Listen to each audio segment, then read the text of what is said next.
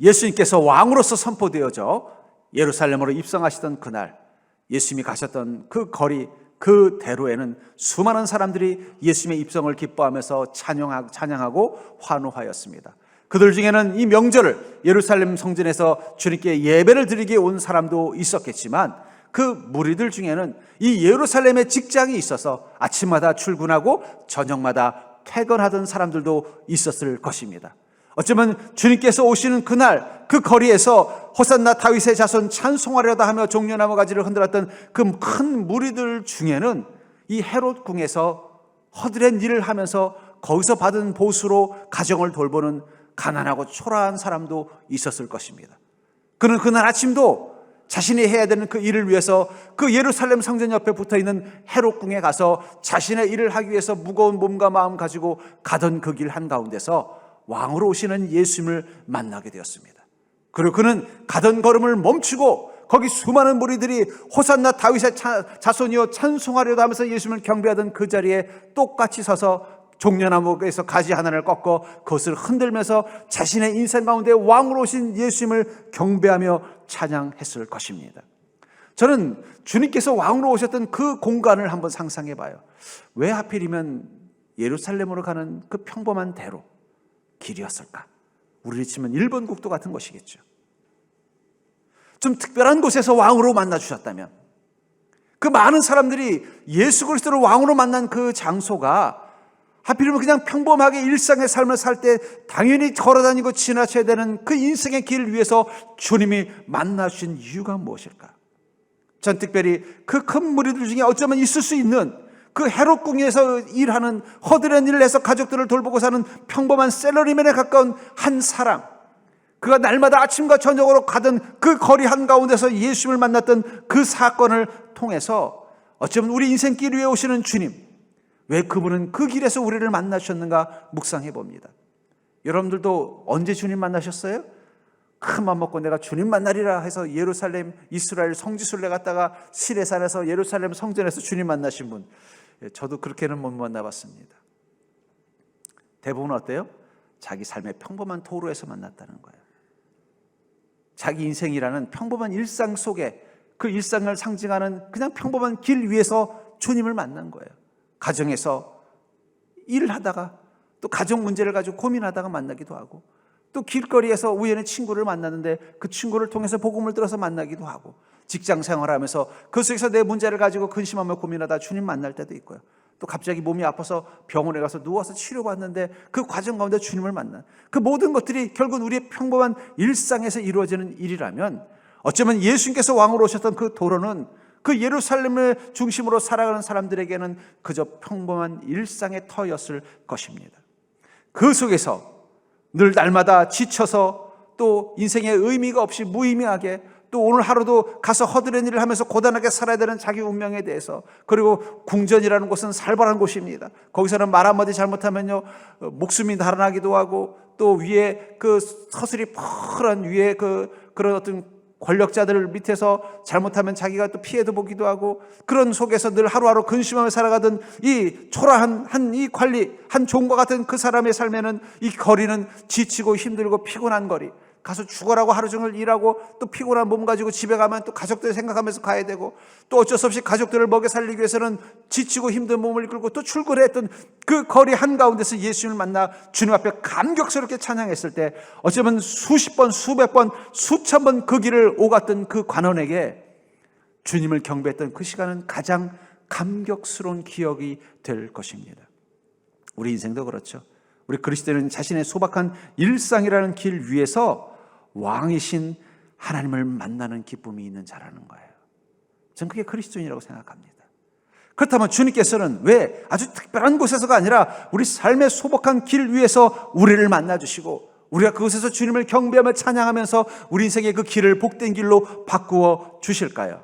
전 그것을 통해서 여러분들이 사는 그 평범한 일상, 지난 일주일도 여러분들은 어느 교리를 열심히 다니셨겠어요? 대부분 다 평택 여기저기 왔다 갔다 하는 게 전부였겠죠. 그 일상 속에서 주님께서 왕으로 오셨다는 것이 무엇인지를 깨닫고, 여러분들의 평범한 그 삶이 얼마나 복된 공간인지를 깨닫는 믿음 되기를 주의 이름으로 축복합니다. 먼저 우리는 우리 인생의 평범한 길 위에서 왕이신 주님을 찬양하는 자라는 걸 기억하시기 바랍니다. 우리는 우리 인생의 평범한 삶 위에서 왕이신 예수님을 찬양하는 존재라는 것을 기억하시기 바랍니다. 본문 13절에 보니까 종려나무 가지를 가지고 맞으러 나가 외치되 호산나 다윗 호산나 찬송하려다 주의 이름으로 오시는 이 곧 이스라엘의 왕이시여. 예수님은 주의 이름으로 오시는 왕이다라고 말하고 있습니다. 이 주의 이름이라는 이 단어는요, 그냥 단순한 이름을 의미하는 것이 아니라 그것은 하나님의 권능과 능력을 의미할 때 쓰는 단어입니다. 그래서 로마서 10장 13절에서는 이렇게 말하죠. 누구든지 주의 이름을 부르는 자는 구원을 받으리라. 구원은 누가 받는다고요? 주의 이름을 부르는 자. 우리가 주님 예수 그리스도의 이름을 선포할 주는 그리스도시여 살아계신 하나님의 아들이라는 그 이름을 부를 수 있는 그 순간 우린 구원받은 자라는 증거라는 거예요. 구원을 받으리라. 이사야서 63장 19절에서는요, 우리는 주의 다스림을 받지 못하는 자와 같으며 주의 이름으로 일컬음을 받지 못하는 자와 같이 되었나이다. 주의 이름으로 일컬음을 받지 못한 자는 건 무엇입니까? 주의 이름을 부를 자격을 갖지 못한 자, 주의 이름을 부를 자격을 갖지 못한 자는 구원을 받지 못한 자이고, 구원을 받지 못한 자는 어떤 자라는 거예요? 주님의 다스림 가운데 있지 못한 자라는 것입니다. 여러분들, 주의 이름을 부른다는 것은 그 이름 속에 예수 그리스도가 우리의 왕이요 주인이라는 것을 고백하는, 그 주님 앞에 다스림 앞에 서겠다는 고백이 들어있는 것입니다. 우리가 주님의 이름 부를 때 그냥 부르는 게 아니에요. 지나가는 사람 이름 부르는 게 아니라 우리가 주님이라고 고백할 때, 예수님이라고 고백할 때 우리가 그 이름을 부르는 그 순간 우리는 주님의 종이 되겠다는 선언이 들어있는 것이고, 그 순간 주님이 우리를 다스림 앞에 순종하며 나가는 인생이 되겠다고 말하고 있다는 거예요. 그래서 주의 이름을 부르고 구원을 받은 모든 그리스도인들은 반드시 그 주인 되신 주님의 말씀과 명령 앞에 순종하며 그분의 다스림 가운데 사는 것입니다. 우리는 성령님께서 우리 인생을 다스리는 것을 당연하다고 생각해요. 왜요? 우린 그분을 우리의 주인으로 고백했기 때문입니다. 그분이 우리의 구주 하나님이라는 것을 고백했기 때문에 그분의 다스림 가운데 있다는 거예요. 그리고 그 다스림 가운데 있는 우리의 인생은 어떤 곳입니까? 주님을 찬양하는 곳이라는 거예요. 호산나 다윗의 자손 찬송하리로다. 왕으로 오신 예수 그리스도, 그 하나님이신 주님의 이름을 부르고 찬양했던 그곳은 화려한 궁정도 아니고 우리 의리한 예루살렘 성전도 아니며 하나님의 임재가 뜨겁게 나타나는 시내산 꼭대기도 아니고, 이 관원에게는 날마다 아침 저녁으로 출근하던, 또 길거리에는 좌판도 있고 물건을 파는 사람도 있고 심지어는 구걸을 하는 거린들도 있던 그 복잡한 저잣거리였을 뿐입니다. 그런데 그 속에서 그는 무엇을 한 것입니까? 주님을 찬양했다는 거예요. 우리는 어디서 주님을 찬양해야 될까요?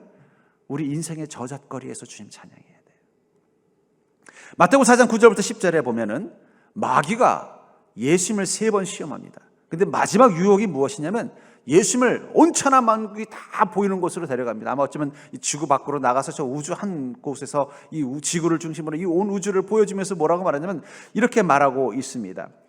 이르되 만일 내게 엎드려 경배하면 이 모든 것을 내게 주리라. 이에 예수께서 말씀하시되 사탄아 물러가라. 기록되었을 때 주 너의 하나님께 경배하고 다만 그를 섬기라 하였느니라. 뭐라고 말하니까 네가 나를 왕으로 섬기면, 나의 다스림을 받겠다고 고백한다면, 나를 왕으로 경배한다면, 마치 예루살렘에 예수님이 들어갔을 때 많은 사람들이 호산나 다윗의 자손 찬송하려다 하면서 경배한 것처럼 나를 경배하면 이 모든 것, 이 세상 모든 걸 너에게 주겠다라고 말하고 있습니다.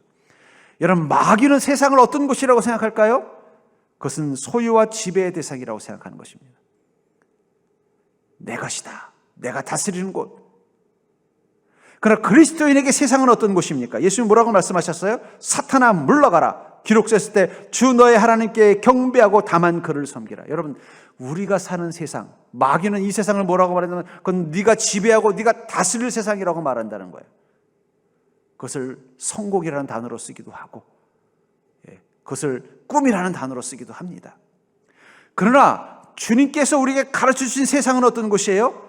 다만 그분을 섬기는 곳, 다만 그분을 경배하는 곳이에요. 여러분들의 인생의 저작거리는 여러분들이 소유할 곳이 아니라는 거예요. 여러분들이 지배할 곳이 아니라는 거예요. 마귀는 뭐라고 말하고 있어요? 나에게 경배하면 이걸 네가 소유하게 해주겠다. 여러분, 마귀가 예수님에게만 그랬을까요? 여러분들 그렇게 할 거예요. 소유하라, 지배해라. 근데 여러분들의 인생, 여러분들의 삶이란 그 저작거리는요, 여러분들이 소유할 곳이 아니라 그것은 주님이 주님께서 섬기도록 내가 주님을 섬기는 곳이 되는 곳이며 또 주님을 경배하는 곳이 된다는 거예요. 그러니까 여러분들의 인생은요, 주님을 경배하기 위해서 있는 것이라는 걸 기억하시기 바랍니다. 여러분 직장에 가서도 그곳에서 내가 주님을 섬기는 곳이라, 내가 이 직장을 소유하리라, 이게 아니라 이 직장 섬기는 곳이 되리라. 여러분들이 갈렙이 이 산지를 내게 주소서, 이걸 소유하겠다는 뜻이 아니에요. 이곳을 주님께서 주님의 나라로 만들 수 있도록 제가 섬기는 자의 마음이 되어서 이것을 위해서 싸우겠습니다라는 고백이라는 거예요. 가정도 마찬가지입니다. 여러분 가정을 주님을 섬기는 곳으로 만들겠다고 고백하십시오. 여러분들 하는 그 일들을 하면서 그곳을 주님을 경배하고 찬양하는 공간으로 만들겠다고 한번 바꾸어 보십시오. 그게 그리스도인이라는 거예요. 주님께서는요, 이 성전, 예배당 이런 곳에서 주님께서 섬김 받고 또 주님을 경배하는 것만을 원하는 것이 아니라는 거예요. 여러분들 삶 속에서 가정이든 직장이든 가정과 직장을 오가는 거리에서 주님은 섬김 받기를 원하시고 경배 받기를 원하고 계신다는 것입니다. 우리는 그것을 기억하기 때문에 어떻게 하는 것입니까? 출근할 때도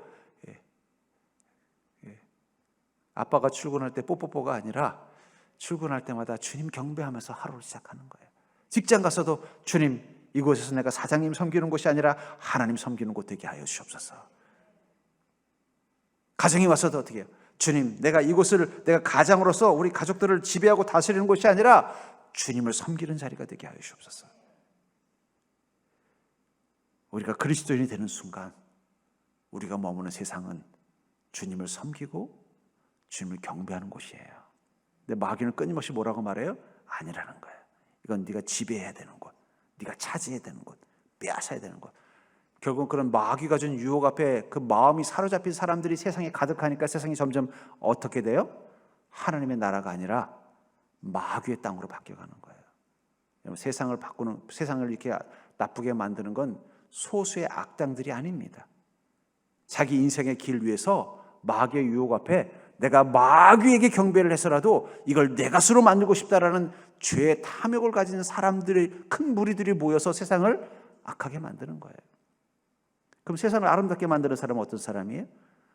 바로 이 예루살렘 성전 앞에 이 예수님을 따라가던 큰 무리들이 이곳은 주님을 섬기고 주님을 경배하는 곳입니다라고 선포하면서 그렇게 사는 사람들이 모인 곳은 하나님의 나라로 바뀌는 거예요.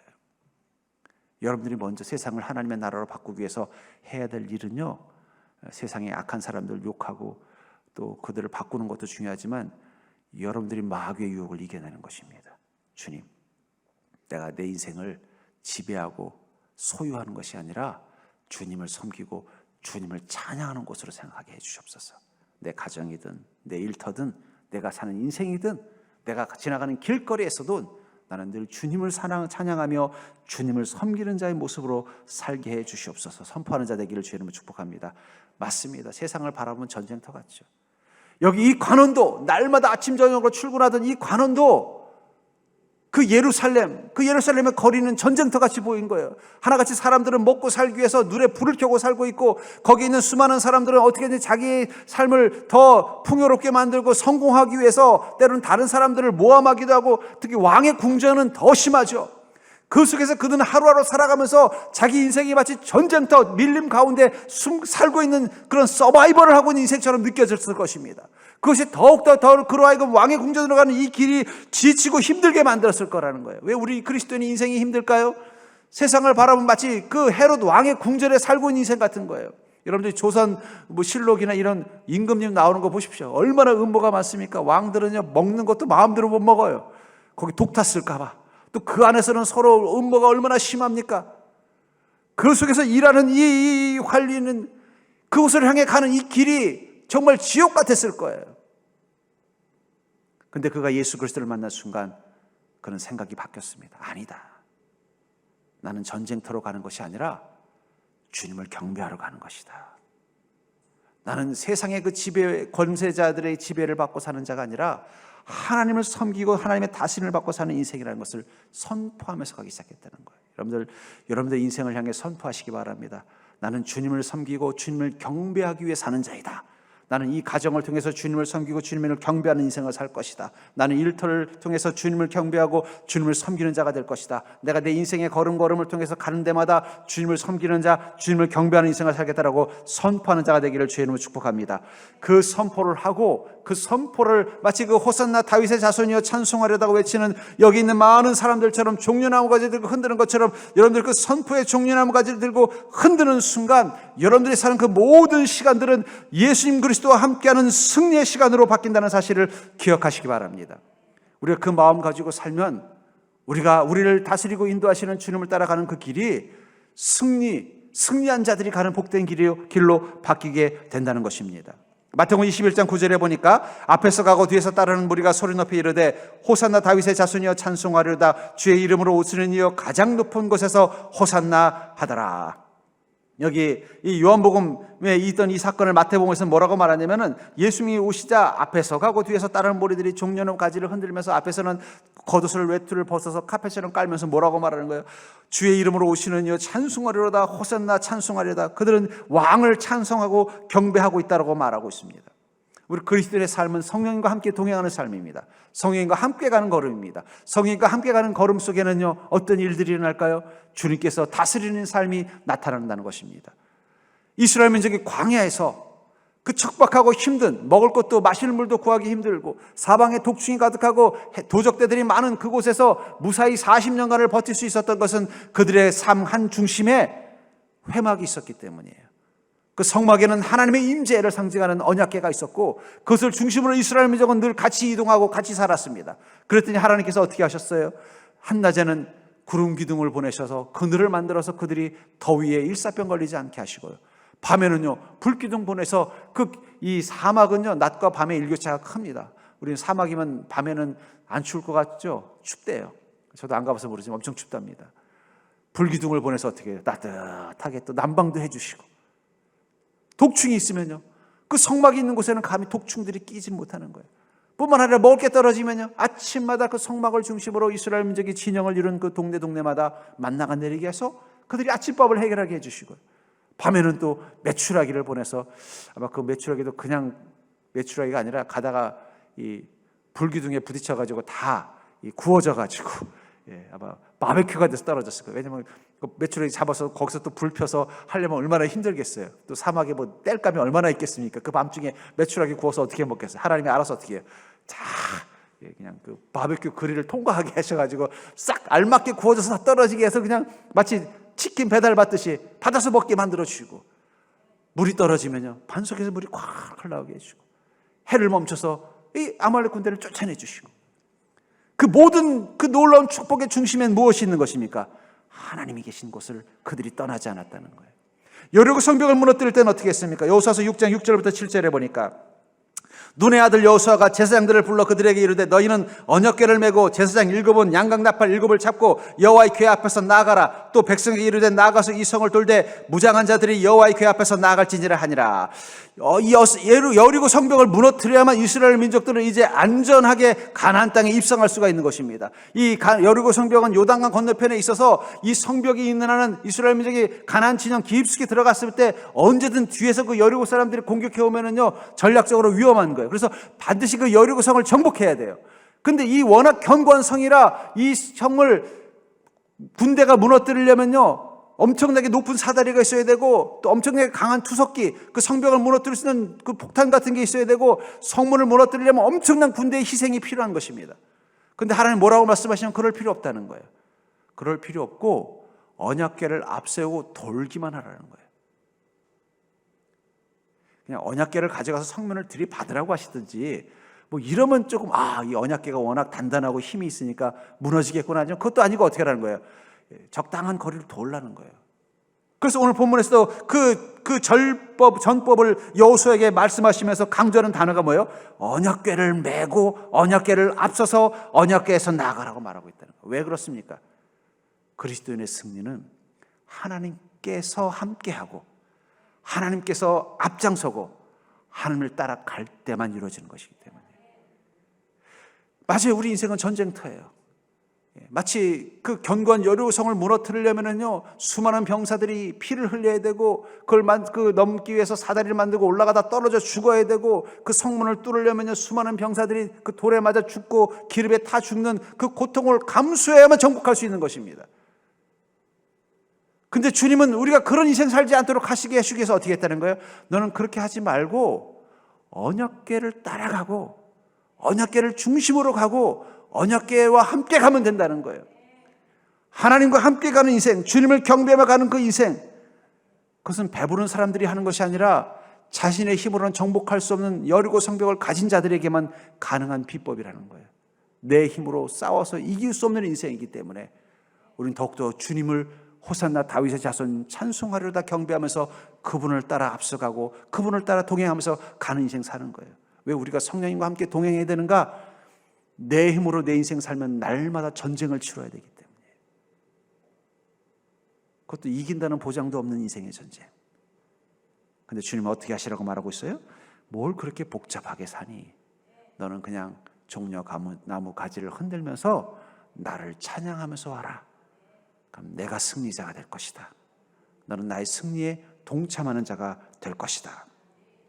그래서 주님께서는 우리가 종려나무 가지를 흔들듯 믿음을 흔들면서 주님 따라가게 하시기 위해서 성령님으로 우리 인생 가운데 함께 계신 것입니다. 저는 성령님을 이렇게 정의를 내리고 싶어요. 내 인생의 출근길에 함께 가시는 하나님, 내 인생의 전쟁터 같은 직장 가운데 함께 계신 하나님, 나를 지치고 힘들게 만드는 가정 가운데 나를 위로하시는 하나님, 우리는 그분을 위해서 무엇만 하면 돼요? 종려나무 가지를 흔들면 돼요. 그 종려나무 가지는 무엇입니까? 하나님은 왕이시다. 하나님은 승리자시다. 하나님은 나의 경배를 받으실 유일하신 참 하나님이시다. 우리는 그 믿음과 그 선포만 가지고 나아가면요, 여리고 성벽이 무너지듯 우리 인생의 문제들이 해결되는 기쁨을 누리게 될 줄 믿습니다. 여러분, 그런 인생 살면 신나지 않겠습니까? 그냥 내가 내 인생 해결해 보려고 그냥 아둥바둥 성벽 위에 올라갔더니 그냥 마지막 한 뼘만 더 올라가면 되는데 그냥 미끄러져 떨어져 죽는 것처럼 인생에 자꾸 실패를 경험하고, 추갈등살등 뭔가 문을 부수려고 애를 써봤더니 문은 안 부서지고 내 몸만 망가지는 그런 인생 살고 있는 거 너무 억울하지 않겠어요? 인생의 전략을 좀 바꾸자고요. 내가 믿음으로 주님만 경배하면서 살아도 아무 문제 없는 인생을 한번 살아보자는 거예요.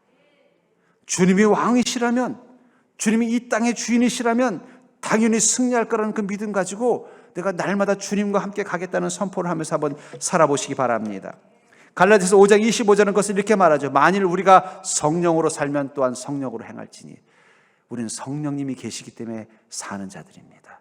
우리는 성령님이 우리와 함께이기 때문에 살아있는 자들입니다. 그런 자는 또 어떻게 된다는 거예요? 성령으로 행할지니. 성령으로 행한다는 건 무엇입니까? 성령이 말씀하시는 대로 산다는 것입니다. 성령이 인도하시는 대로 행한다는 것입니다. 성령님의 다스림을 따라만 살기로 결심하면서 날마다 사는 자가 바로 성령으로 행하는 자가 된다는 거예요. 그게 우리 인생을 승리하게 만드는 비결이라고 말하고 있다는 것입니다. 그렇기 때문에 사랑하는 성도님들, 여러분들의 인생 가운데 지치고 힘들 때 지금 더 내 인생을 해결하기 위해서 분주하게 걷는 게 아니라 이 관원처럼 잠시 걸음을 멈추고 내가 지금 주님과 얼마만큼의 거리에 있는지를 고민하면서 살아보자는 거예요. 광야에 있었던 이스라엘 민족들처럼, 여리고 성벽을 돌던 이스라엘 민족들처럼 나와 주님과의 거리가 어느 정도인지 보고 가자는 거예요. 여러분, 주님보다 먼저 가실 필요 없습니다. 주님과 멀어지면요, 적에게 노출만 됩니다. 주님과 같이 가자는 거예요. 어쩌면 또 주님을 그렇게 경배했던 이 관원은 이제 주님께서 예루살렘 성전으로 들어가신 뒤에 계속 따라가지 못했을 거예요. 다시 자기 일터인 헤롯 왕의 궁전으로 들어가서 거기 가서 또 긴장하면서 자기 일을 하면서 또 살아야 됐을 것입니다. 그리고 또 고달하고 피곤한 몸 가지고 돌아오다가 또 아침에 지나갔던 그 길을 지나가면서 문득 그 생각이 들었을 거예요. 아침에 있었던 그 놀라운 일. 특히 오늘 본문에 보면 주님께서 어떻게 하셨습니까? 어린 나귀를 타고 왔잖아요. 요한복음 12장 15절에 이는 기록된 바 시온 따라 두려워하지 말라. 보라, 너의 왕이 나귀 새끼를 타고 오신다고 하지라. 왜 왕으로 오신 예수님은 어린 나귀를 타고 왔을까요? 왕은 나귀를 타지 않습니다. 그것도 어린 나귀를 타지 않습니다. 왕이 멋지게 또는 승리한 장군이 멋지게 오는데 낙이 타고 오면 그것처럼 우스꽝스러운 게 어디 있겠습니까? 당연히 멋진 하얀 말을 타고 오든지 하다못해 노새라도 타고 와야 되는데 이 왜 어린 당나귀를 타고 왔을까요? 이 어린 당나귀는 어쩌면 그 길에서 흔하게 보는 운송수단이었을 거예요. 시장에 물건을 팔러 가기 위해서 당나귀를 끌고 오던 수많은 사람들, 다리가 불편해서 자기 힘으로 걷기 힘드니까 어린 나귀라도 타고 오던 그 수많은 사람들과 같은 그런 모습으로 주님이 오셨다는 거예요. 그렇기 때문에 그 나귀의 발자국 소리를 들을 때마다 이제 이 사람은 내 뒤에 주님이 오시는가 이런 마음이 들지 않겠냐는 거예요. 또 어쩌면은 주님께서 예루살렘 성전으로 들어가고 나서 또 하루 종일 헤로드 왕궁에서 열심히 일을 하고 그 속에서 또 힘든 일이 있어서 마음의 근심과 걱정을 가지고 돌아오던 이 관원은 집으로 가던 그 퇴근길에서 어디서 따각따각 하는 나귀 소리를 들었을 것입니다. 그 순간 예수님이 성전에서 나오시나? 하고 뒤를 돌아봤을지도 몰라요. 그때 마음속에 이 말씀이 떠오른 거예요. 시온에 따라 두려워하지 말라. 보라 너의 왕이 나귀 새끼를 타고 오신다. 그래 두려워하지 말자. 나에게는 왕이신 예수님께서 이미 나와 함께 계시지 않니? 우린 주님의 그 음성을 들을 수 있는 거리에 있으면 되는 거예요. 우린 주님의 그 발자국 소리를 들을 수 있는 그 위치에만 있으면 되는 거예요. 그럼 우린 우리의 두려움 가운데 사로잡힐 필요가 없습니다. 그리고 주님이 가시는 그 길을 따라가는 믿음만 있으면 된다는 거예요. 이처럼 왕이신 예수님과 동행하는 인생은요, 평화를 선물로 얻게 되어져 있습니다. 왕이신 예수님과 동행하는 인생은 평화를 선물로 얻게 되어 있다는 것입니다. 본문 14절, 예수는 한 어린 나귀를 타시고, 이 나귀는 평화를 상징합니다. 말은 전쟁을 상징한다면 나귀는 평화를 상징하는 거예요. 그러니까 왕이 나귀를 탔다는 건 뭐예요? 싸울 마음이 없다는 뜻이에요. 적군과 적군이 대치를 하다가 평화를 맺을 때 힘센 말을 타고 무장을 하고 만나면요, 이건 아직도 싸울 수도 있다라는 뜻이잖아요. 근데 그걸 다 내려놓고 어린 나귀를 타고 둘이 만난다면 뭐예요? 더 이상 싸우지 말고 우리 평화를 맺자. 예수님께서 나귀를 타고 오신 것은 이 땅에 평화를 주기 위해서일 것입니다. 그리고 주님을 통해서 얻는 놀라운 은혜의 전리품은 바로 평화라는 거죠. 어쩌면 이 관원은 이전에 이 헤롯의 직원으로 있을 때 그는 어느 정도의 봉급을 받았을 것입니다. 그러나 그것만 가지고는요, 늘 부족하고 또 열심을 다해서 얻어들인 그 봉급을 보면은 내가 무엇을 위해서 이렇게 바둥거리며 살았는가, 또 그것을 통해서 얻은 것 가지고도 여전히 만족되지 않는 자신을 발견했을 거예요. 여러분, 세상으로부터, 세상 공중권세 잡은 세상으로부터 공급받는 풍요는요, 늘 이 세 가지를 가지고 있어요. 뭔가 부족한 것 같아요. 월급이 올라도 부족해요. 수입이 올라도 뭔가 부족한 것처럼 느껴져요. 또 그것을 위해서 열심히 살았던 내 인생이 왠지 허무하게 느껴집니다. 뿐만 아니라 뭔가 채워지지 않는 목마름을 느끼는 거예요. 아이고, 목사님, 우리는 다 어렵게 사는데 당연하죠. 그러면 저 강남의 부자 동네 사람들은 다 그냥 막 부족한 게 없고 그냥 뭐 다 만족하고 다 할 것 같죠? 안 그래요. 그들에도 여전히 우리랑 똑같은 부족함을 느끼고 허무함을 느끼고 뭔가 갈급함을 느낀다는 거예요. 부족함을 느끼니까 더 부자가 되려고 하다가 더 욕심부리고 죄를 짓게 되는 거고요. 허무하니까 그 허무한 마음 채우려고 이상한 짓 하다가 추문에 걸리는 거고요. 그 자신의 그 갈증 때문에 견디지 못하고 이상한 극단적 선택을 하는 경우도 많다는 거예요. 왜냐하면 세상을 통해서 공급받는 복은 이 세 가지가 늘 있어요. 부족하고 허무하고 갈증을 느끼는 거예요. 그러나 예수 그리스도가 왕이라서 그분을 섬겨서 그분에게 받은 봉급은 어떻게 될까요? 그것은 평화입니다. 그러면서 성경 속의 형통은요, 샬롬이라는 단어 속에 다 들어있어요. 그러니까 성경에서 형통이라는 단어가 나오면 그건 샬롬을 뜻한다고 생각하면 돼요. 샬롬은 무슨 뜻이냐면 평화라는 뜻도 있지만 완전과 안전이라는 뜻도 있어요. 여러분, 우리가 왜 주님의 은혜를 공급받고 살아야 되는가? 왜 우리가 예수 그리스도를 왕으로 섬겨서 그분을 통해서 마치 이 한 관원이 헤롯이라는 왕을 섬겨서 그 헤롯으로부터 공급을 받듯이 주님으로부터 공급을 받아야 되는 이유는 뭐냐면 그분에게 공급받은 그것 속에는 샬롬이 들어있고 그 샬롬을 공급받고 사는 인생 가운데는요, 마음의 평화가 있고요, 인생이 안정감이 있어요. 그리고 내 삶에 대해서 부족함을 못 느껴요. 그러니까 감사하는 거예요. 세상의 권세를 통해서 공급받는 것들은 늘 아무리 많이 받아도 부족하게 느껴지고 받으면 받을수록 허무하게 느껴지며 뭔가 채워지지 않는 갈증을 느낀다는 거예요. 그러니까 물질로서는 그게 채워지지 않는 거예요. 차를 바꿔도 어떻습니까? 큰맘 먹고 소나타 사도 조금 지나면 그랜저로 바꾸고 싶어지는 거예요. 능력만 되면. 또 그랜저 타고 다녀도 또 BMW가 자꾸 눈에 들어오는 거예요. 그 능력만 되면 바꿔요. 또 BMW 타고 다니다 보면 이제는 뭐 람보르기니, 포르쉐 이런 게 눈에 드는 거예요. 능력만 되면 바꾸고 싶어요. 그러면 그거 사면 다 될 것 같죠? 이번엔 하늘에 날아다니는 비행기가 보여요. 그 자가용 비행기를 타려고. 어떤 부자는 또 그걸로도 만족 못하고 이제는 우주선을 타서 하늘로 가고 싶다고 뭐 수십억, 수백억을 쓴다는 얘기를 듣고서 그게 세상에서 채워지는 것으로는 늘 그럴 수밖에 없는 거예요. 왜냐하면 그것들 속에는요, 평화와 안정과 완전은 없어요. 늘 부족하고 허무하고 갈급한 거예요. 그러나 주님의 은혜를 공급받고 살면은요, 샬롬이 임합니다. 남들은 최고급 스파게티를 먹어야 맛있는 게 우리는 스파게티 라면만 먹어도 너무 맛있는 거예요. 너무 행복한 거예요. 왜냐하면 샬롬, 평안이 있고 안정감이 있고 만족감이 있기 때문에 그래요. 갈라디아서 5장 22절부터 24절에 보면은 오직 성령의 열매는 사랑과 희락과 화평과 오래 참음과 자비와 양선과 충성과 온유와 절제니 이 같은 것을 금지할 법이 없느니라. 그리스도 예수의 사람들은 육체와 함께 그 정욕과 탐심을 십자가에 못 박았느니라. 성령의 열매는 성령께서 주시는 봉급입니다. 우리가 왕으로 섬기는 그 성령님, 그분의 다스림 앞에서 우리가 순종하며 나아갈 때 우리에게 마치 그분을 섬긴 대가로 주듯, 마치 헤롯 궁전에서 일하던 관리가 그 봉급을 받듯 성령께서 주시는 봉급이 바로 성령의 열매예요. 그럼 그 성령의 열매는 어떤 것입니까? 우리 삶을 샬롬 가운데 있도록 만들어주는 재료라는 거예요. 사랑, 희락, 화평, 오래 참음, 자비, 양선, 충성, 온유, 절제, 이것들을 가지고 사는 인생은요, 마음의 평안이 있어요. 인생의 안정감이 있어요. 어떤 환경에 처해도 감사하고 자족하며 기뻐할 수 있어요. 여러분, 누구에게 봉급받고 싶습니까? 세상에 봉급받고 사는 사람들은, 세상에 공급받고 사는 사람은 많이 가지면 가질수록 뭔가 부족하게 느껴지고, 그것을 왜 열심히 사는 인생이 허무하게 느껴지고, 그것이 채워도 채워지지 않는 뭔가 깊은 갈증을 느끼지만, 성령님을 섬기다가 성령께 지원받는 그 은혜는요, 채우면 어떻게 돼요?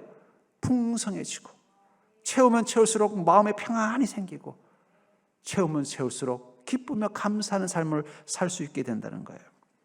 어쩌면 이 관원은 예수님을 그 경배하고 찬양하던 그 시간 이전에 이 길을 갈 때마다 그는 하루하루 긴장되고 고단해서 마치 전쟁터에 끌려갔다 끌려오는 병사 같은 마음이었을 것입니다.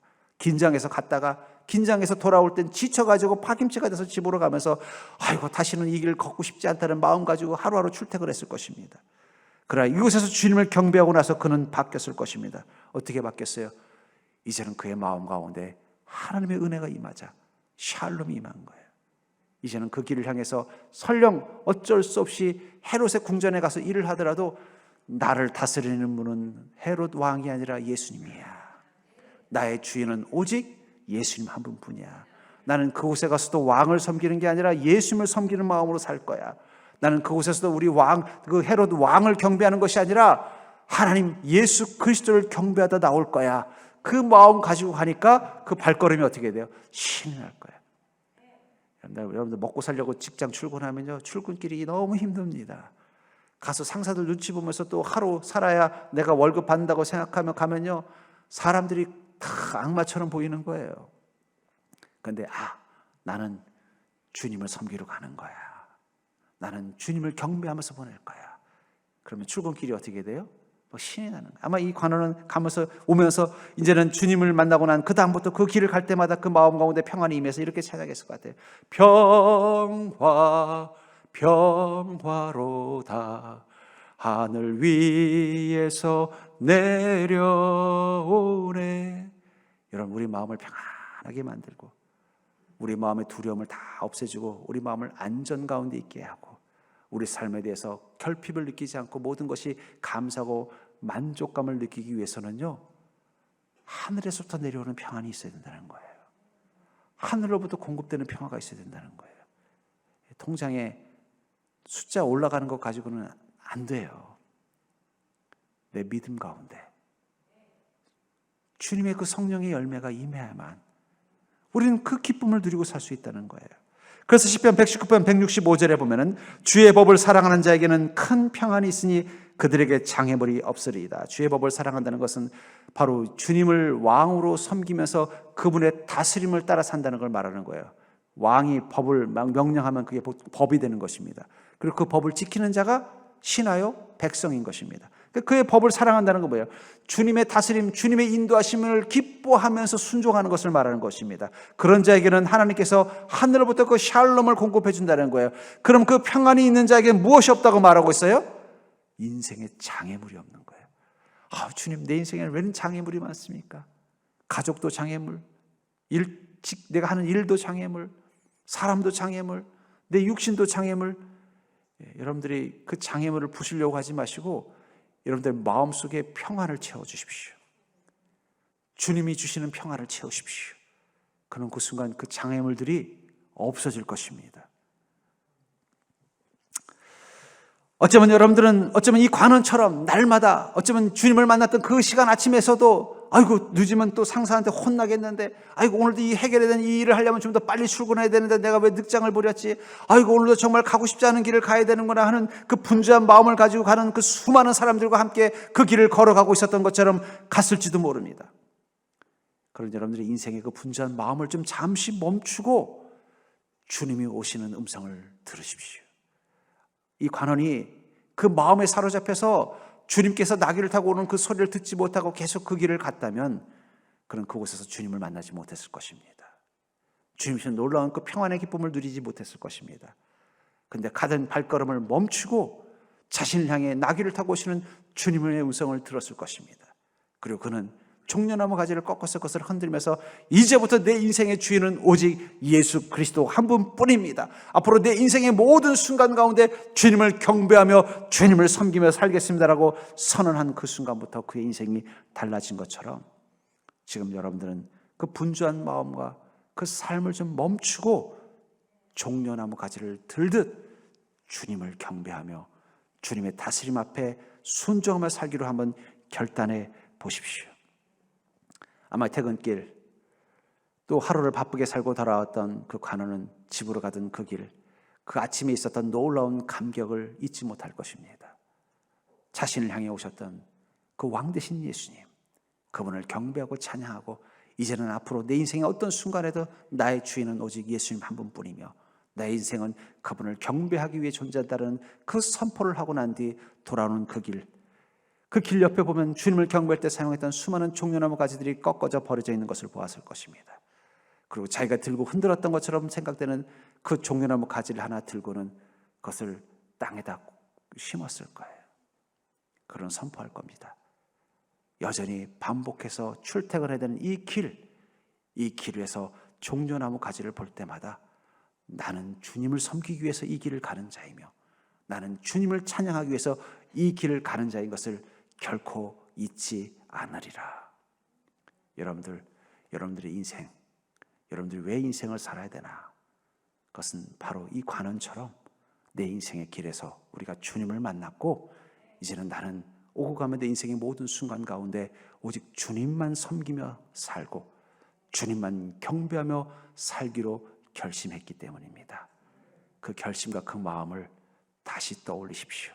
그 종려나무 가지를 들어서 길 옆에 심어놨던 이 관원처럼 내가 주님을 섬기기 위해 존재하는 인생인 것을, 주님을 찬양하기 위해서 이 길을 가고 있는 존재인 것을 기억하며 산다면 주님은 언제나 여러분들의 왕이 되어 주실 것입니다. 그리고 주님께서는 언제나 여러분들의 삶 가운데 승리자가 되어 주실 것입니다. 그리고 주님은 여러분들의 인생 가운데 샬롬의 놀라운 축복의 선물을 전리품처럼 또 섬기는 자에게 주는 급여처럼 여러분들에게 공급해 주실 것입니다. 그 놀라운 기쁨을 누리고 사는 귀하고 복된 인생 되기를 주의 이름으로 간절히 축원합니다.